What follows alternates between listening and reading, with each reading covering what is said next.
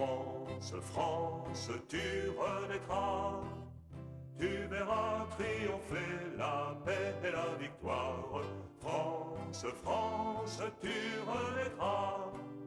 Car tes fils ont juré de te rendre la gloire. France, France, tu renaîtras.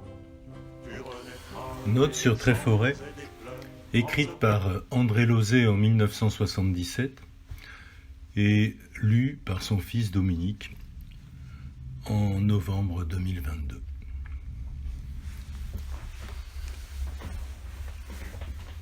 Les enfants d'Yépois sont menacés de par la situation de leur cité. Les parents cherchent à les éloigner de Dieppe pour qu'ils échappent au bombardement. Je crée un centre scolaire à Tréforêt, non loin de Serqueux, où une centaine de garçons vont être hébergés sans interruption de 1942 à septembre 1944. 2 histoires de pommes de terre. En 1944, la pénurie de ravitaillement devient grave. Les paysans d'alentour sont souvent sollicités et quand les services officiels ne peuvent plus nous satisfaire, c'est auprès d'eux que je vais quérir cette denrée de base, les pommes de terre. Un confrère, l'abbé Séné, dirige non loin de là un camp similaire pour fillettes. Un jour, il vient me trouver catastrophé. Plus de patates. J'en ai de réserve 2 ou 3 tonnes. Partageons, lui dis-je. En attendant de meilleurs jours, tu me revaudras ça. À quelques jours de là, c'est à mon tour de voir diminuer mon tas et d'appréhender la disette. Je téléphone à la préfecture. Réponse, nous n'avons rien. Alors je reprends la route des fermes avec ma charrette et le cheval Gabi. Première ferme, refus. Deuxième ferme, refus. Ainsi de suite, 3 ou 4 fois. Je m'inquiète, étonné tout de même, connaissant mes braillons, qu'il n'ait point de réserve.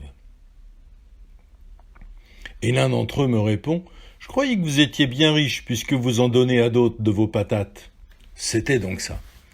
Le paysan avait eu vent de mon geste de partage et le prenait pour de la légèreté.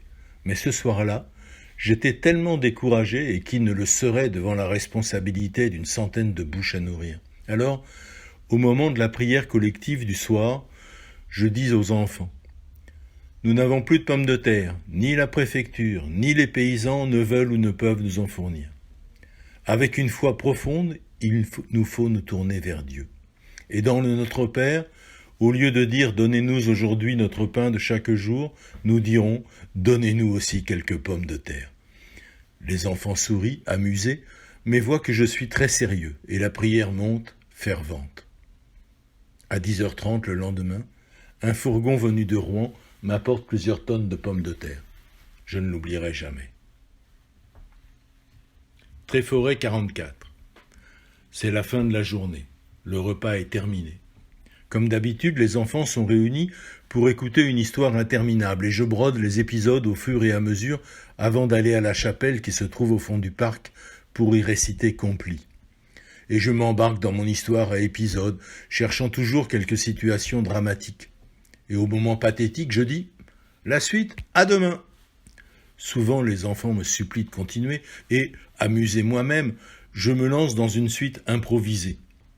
Ce soir, c'est palpitant. Les enfants retiennent leur souffle et au moment fatidique, je dis « La suite à demain !» Cris, indignation, supplication, rien n'y fait. Pourquoi ? Ce soir, je n'ai pas envie de continuer. Allez, on sort calmement et on va à la chapelle. Ça proteste, mais on sort à la file indienne, contournant le château. Dans le ciel, on entend voler des avions. Sûrement des Américains qui vont bombarder quelque part l'ennemi, ouais.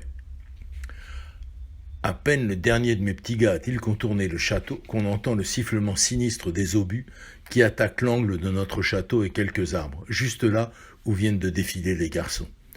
Nous sommes à peine arrivés à la chapelle, tout le monde s'y engouffre. Et je lis le psaume des Complis, le psaume 90. Tout cela prend ce soir un relief lumineux. Mais quelle belle prière ce fut là. Un avion s'écrasera dans le parc. Septembre 44. La débâcle allemande. Des bataillons passent en désordre devant notre château de Tréforêt. Nous les regardons avec pitié tout de même, car ce sont de très jeunes gens épuisés de fatigue. Un soir, arrive un bataillon. Le commandant exige que ces hommes couchent dans nos dortoirs. Je refuse, Ils se mettent en colère. Mais à ce moment-là passe un vol d'avions alliés. Toute la troupe, y compris leur chef, se couche, se cache, se jette dans la tranchée à bris. Les enfants, moniteurs et moi-même demeurons dans la cour sans broncher, à regarder, goguenards, ces pauvres hommes apeurés. Lorsqu'il sort penaud de son abri, le commandant accepte sans sourciller de loger sa troupe dans les communs, et tout le monde part dès l'aube le lendemain. Quelques jours plus tard, arrive un autre détachement. Ce sont des isolés, littéralement à bout de force et de nerfs. La vue du château leur a fait flairer quelques bonnes aubaines. Et voilà qu'ils se dispersent tout autour, sans autre forme, à travers les pièces de la maison, et l'un d'eux ramène avec triomphe notre brave cheval Gabi et sa charrette, notre seul moyen de locomotion. Aubaine pour eux, épuisés par la marche à pied.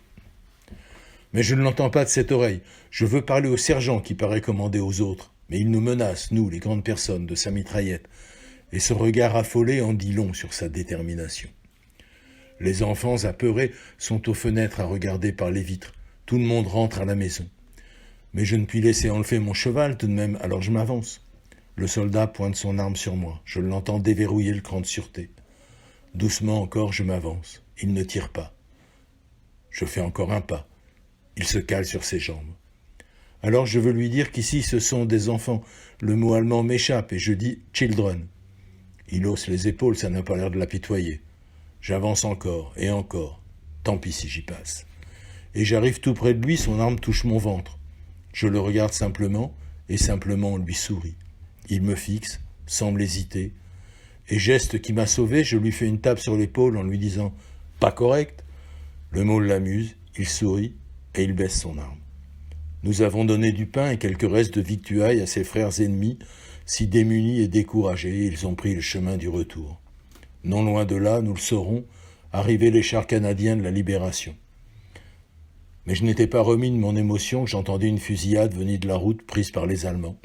J'appris par la suite qu'un instituteur français en mal de guérilla s'était embusqué dans un fourré et avait fait quelques cartons sur les Allemands qui venaient de nous quitter.